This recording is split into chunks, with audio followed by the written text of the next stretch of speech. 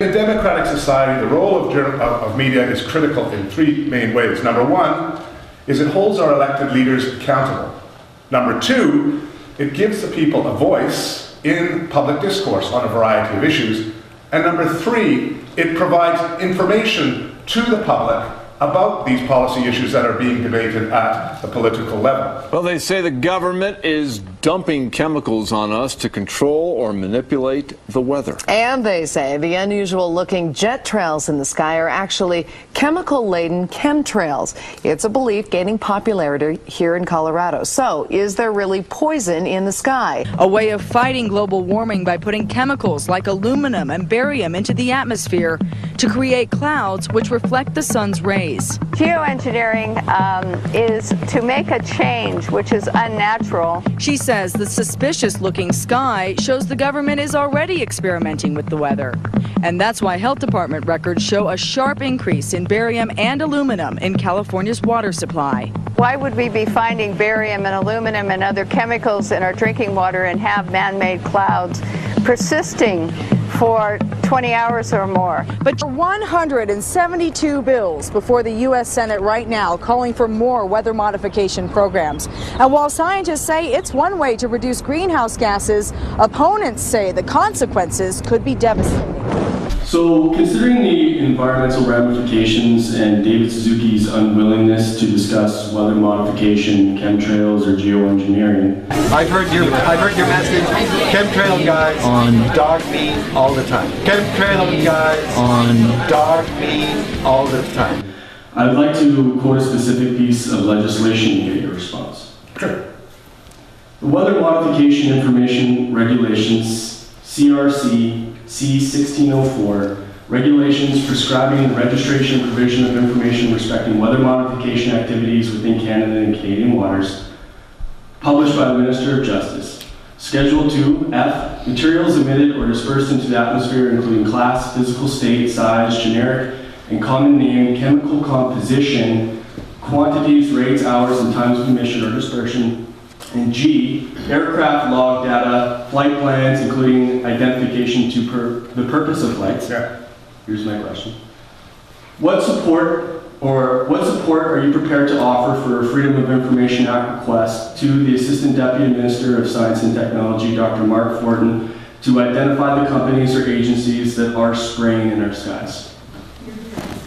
Okay, first off, so this is with respect to an issue I believe is called chemtrails, about the observed increase in the number of contrails in the atmosphere. Some have argued that perhaps people are spraying things to combat global warming, I guess. Is that what, I don't know. But some scientists are trying to figure out a way to block the sun to try to slow down global warming. Yeah, it's a measure of the feeling of desperation that some of them feel. Are they really thinking they could do that? Well, some of them are seriously proposing, and I think it's completely nuts. Yeah, a lot of the information is kept from us because a lot of people in power don't want us to know how bad it's getting and what we can do to change things. But let's start off. Let me give you some of what we know from the scientific community. Number one is, as the surface of the Earth warms, the actual stratosphere cools slightly, and that's kind of as a consequence of a lowering of the.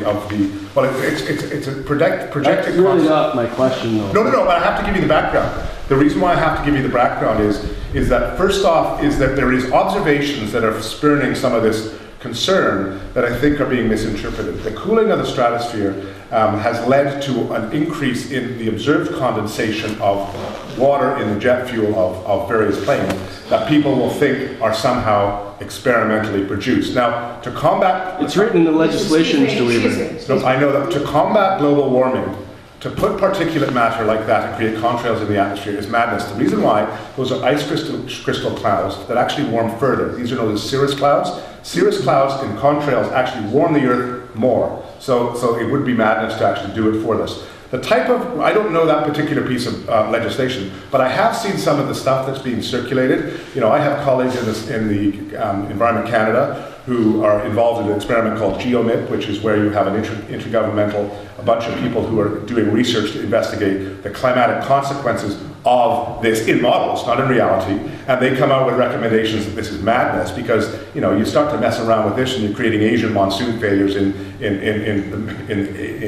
Asia. So the recommendations from the models are that this is madness. But then I see these reports being circulated as somehow evidence of some government conspiracy towards the generation of science to do chemtrails, when in fact they're the guys on the second floor of the university just over wherever we are, UVic, who are doing those experiments. I know these guys. They're just like climate nerds who are doing modeling stuff. They're not. There's no conspiracy here. There's no conspiracy here. There's no conspiracy here. So I think so the answer is, you're welcome, and like anyone else, is to submit an FOI anytime you want.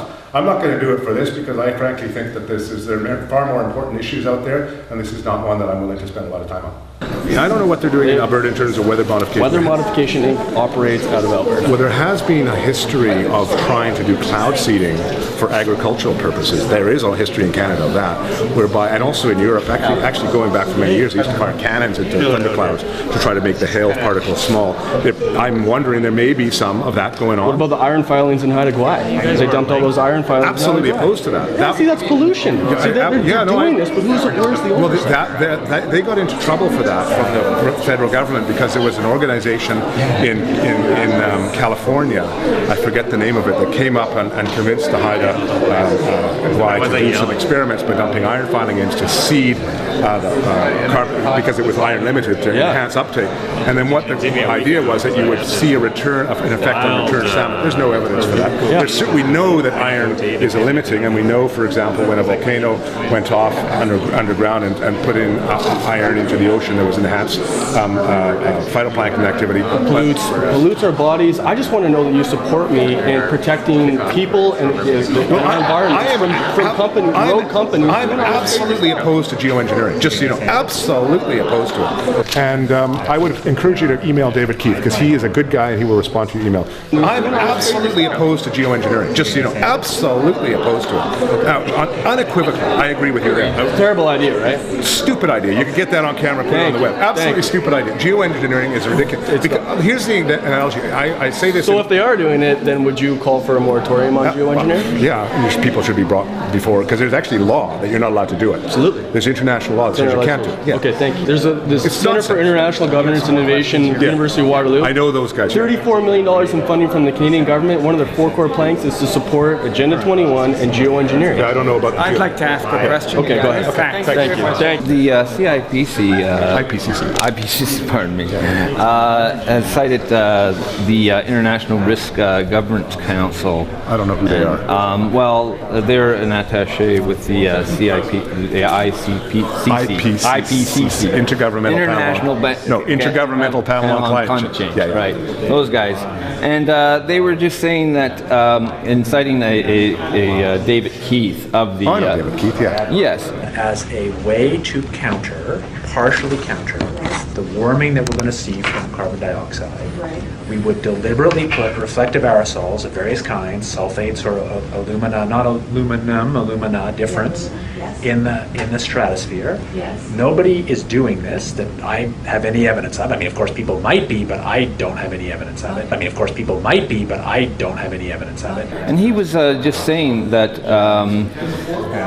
he explains that interjecting about 13,000 tons of sulfate aerosol into the stratosphere on a daily basis, that they would offset the radioactive effects of radiative effects of doubling it's nonsense to do that. Yeah. Well, he says this compares to having to remove 225 million tons per day of CO2 from the atmosphere over 25 years. Okay. So obviously they're entertaining this as a possible way of blocking. You can't. Nobody would accept that. Nobody would accept. He suggested it. Well, what David Keith has done, he's developed patented technology in terms of sequestering carbon out of the atmosphere. So what he can do, I believe it's between $100 and $150 a ton, is he can develop a scrubber that takes carbon out of the atmosphere and stores it underground. So instead of thinking of spraying particulate matter into wouldn't. The atmosphere. Not David. I believe that. No, I know David. Exactly. He's at Harvard. I know him very well. Have you ever seen the? I know David. Let me finish. I know David Keith. Yeah.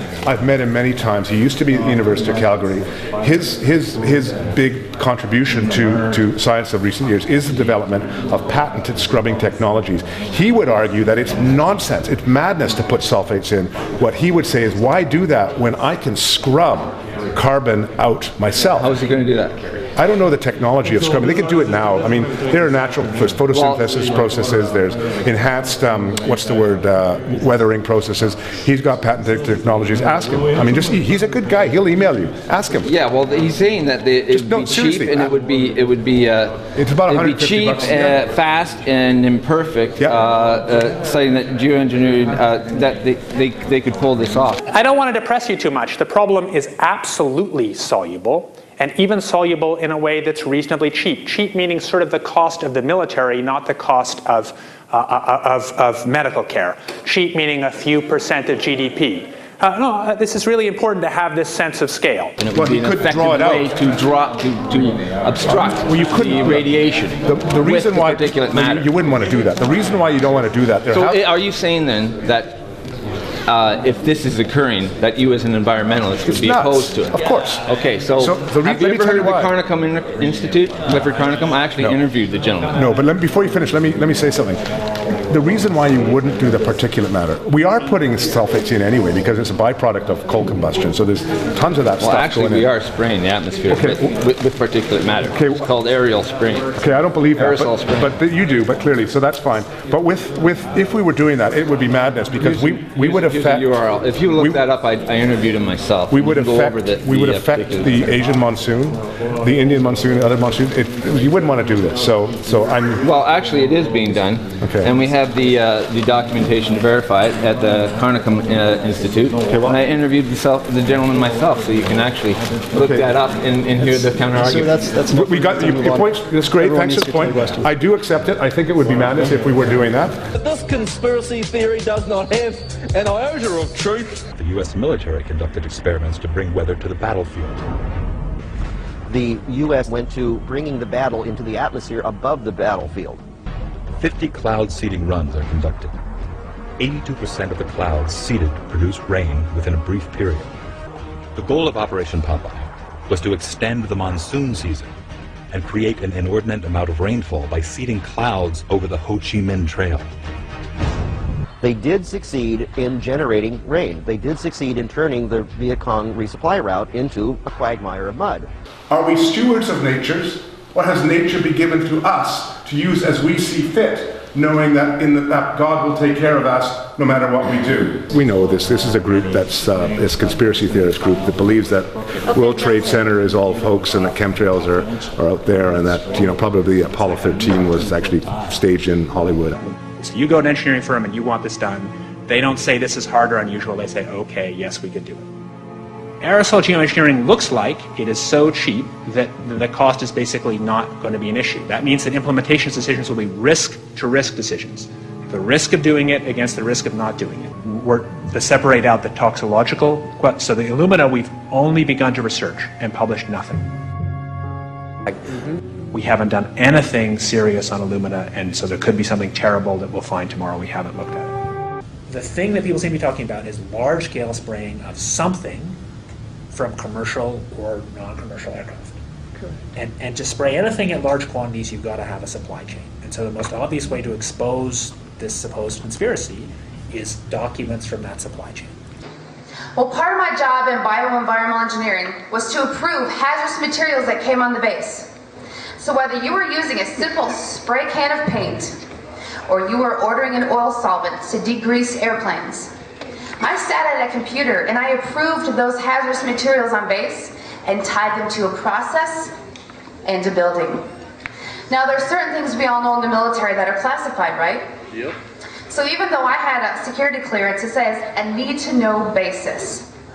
So when I started approving what is called an Air Force Form 3952, the approval of hazardous materials, and I started seeing barium, aluminum oxide, and strontium come on the base from a contractor whose name was not listed, which was not normal, I started to realize that those crazy tinfoil hat-wearing conspiracy theorists might not be so crazy.